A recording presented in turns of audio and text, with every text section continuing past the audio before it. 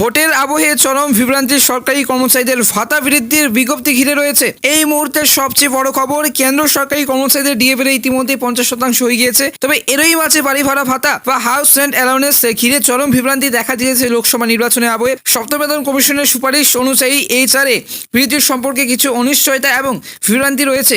সরকারি কর্মচারীদের মনে উল্লেখযোগ্যভাবে কিন্তু বকেয়া মহার্ঘ ভাতা বৃদ্ধির পাশাপাশি বাড়ি ভাড়া ভাতা এইচআরএ বৃদ্ধিও কিন্তু বৃদ্ধি পায়। এই আবহে সম্প্রতি ডিএ বেড়ে কিন্তু 50% হয়েছে। এই বৃদ্ধির ফলে 49.18 লক্ষ কর্মচারী এবং 66.95 লক্ষ পেনশনভোগী উপকৃত হয়েছেন এবং সরকারের বার্ষিক খরচ হবে 12,868 কিন্তু 72.72 কোটি টাকা। তবে এইচআরএ বৃদ্ধির বিজ্ঞপ্তি জারি করাকে ঘিরে তৈরি হয়েছে বিভ্রান্তি।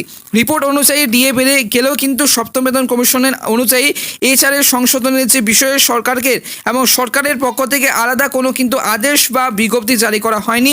ফলে প্রশ্ন উঠছে, সরকারের পক্ষে কি বাড়ি ভাড়া ভাতা বৃদ্ধির বিজ্ঞপ্তি কিন্তু জারি করা বাধ্যতামূলক? সপ্তম বেতন কমিশনের অনুযায়ী এবং কমিশনের এইচআরএ বিজ্ঞপ্তি সম্পর্কে ইকোনমিক বা টাইমস লোথুরা কিন্তু লোথুরা ল অফিসার ইন্ডিয়ার যে পার্টনার সচিব কুমারকে কিন্তু উদ্ধৃত করে বলেছে যে অর্থ মন্ত্রকের স্মারকলিপি অনুসারে আর কোনো সরকারি কর্মচারীদের বা বিজ্ঞপ্তির প্রয়োজন হতে পারে না এবং এই সংশোধনটি কিন্তু সরাসরি কার্যকর করা হতে পারে বা করা যেতে পারে। তার মানে এইচআরএর বিজ্ঞপ্তি যে আলাদা করে ইস্যু করার দরকার নেই।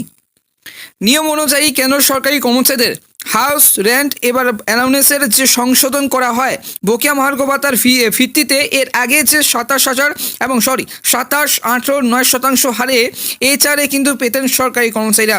গণমাধ্যমের খবরে বলা হয়েছে যে বাড়ি ভাড়া ভাতার পরবর্তী সংশোধনীতে এই যে সর্বোচ্চ 3% বৃদ্ধি হবে বলে মনে করা হচ্ছে। সর্বাধিক এইচআরএ হার কিন্তু 27% থেকে বাড়িয়ে 30% করা হতে পারে।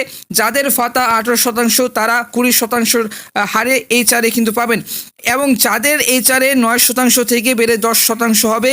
উল্লেখযোগ্য, এইচআরএ এর যে ক্ষেত্রে 3টে ভাগে কিন্তু শহরগুলিকে ভাগ করা হয়েছে। এই ক্যাটাগরির যে নিরিখে এইচআরএ দেওয়া হয়, এর আগে এক্স ক্যাটাগরির যে শহরে বাসিন্দা কেন্দ্র সরকারি কর্মচারীদের জন্য 27% এইচআরএ এবং ওয়াই ক্যাটাগরির জন্য 18% ও জেড ক্যাটাগরির জন্য কিন্তু 9% এইচআরএ দেওয়া হতো।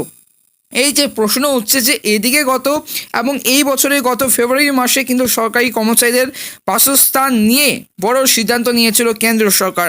রিপোর্ট অনুযায়ী কেন্দ্র নিচু বা মাঝি যে পর্যায়ে যে সকল কেন্দ্র সরকারি আধিকারিক আছেন তাদের জন্য যে আবাস প্রকল্প তৈরি করা হবে তাতে 8 থেকে 19% কিন্তু পর্যন্ত বরাদ্দ এলাকা বেশি থাকবে।